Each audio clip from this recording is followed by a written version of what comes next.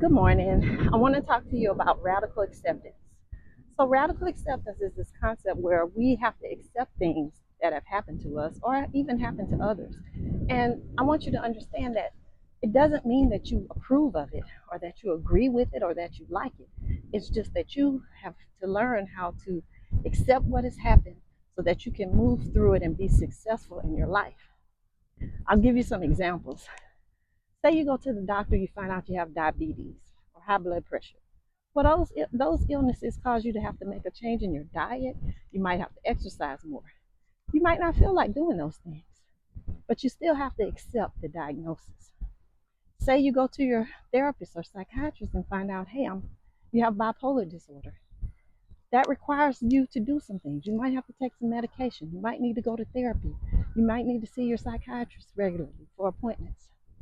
It might not be something you want to deal with, but you have to accept it. Once we can accept things, we can move through it and learn what we need to do to adjust and modify our lives so we can still have a good, successful life. Don't let things get you down to the point that you can't cope. And again, this could be a number of things. Say your daughter says she's moving to another state. Maybe you don't want that.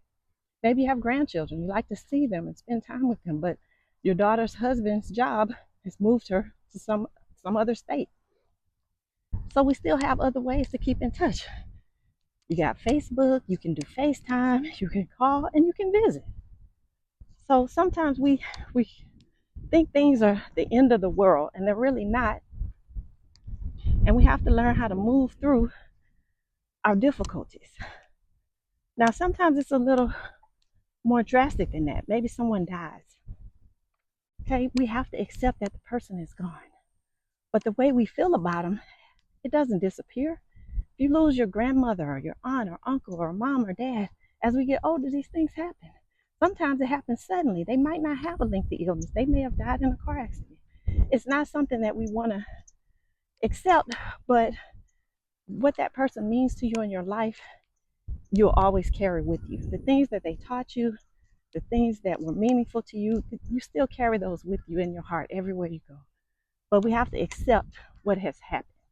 And I want to encourage you, if you are struggling with accepting something that has happened, like a breakup, a job loss, a loss of a home, a lot of people have lost all their belongings with a lot of these disasters that have happened lately. We just had a few hurricanes here in Florida.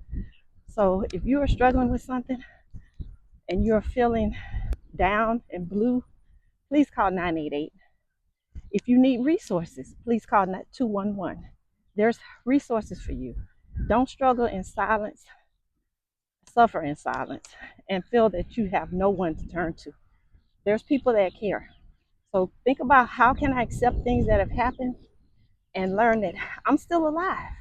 I'm still here. I'm still strong. And I can still enjoy what life has to offer. I can still enjoy my life and be a good part of society.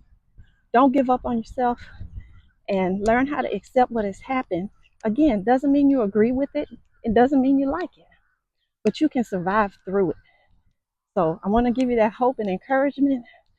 And if you need help, reach out for help. Have a great day.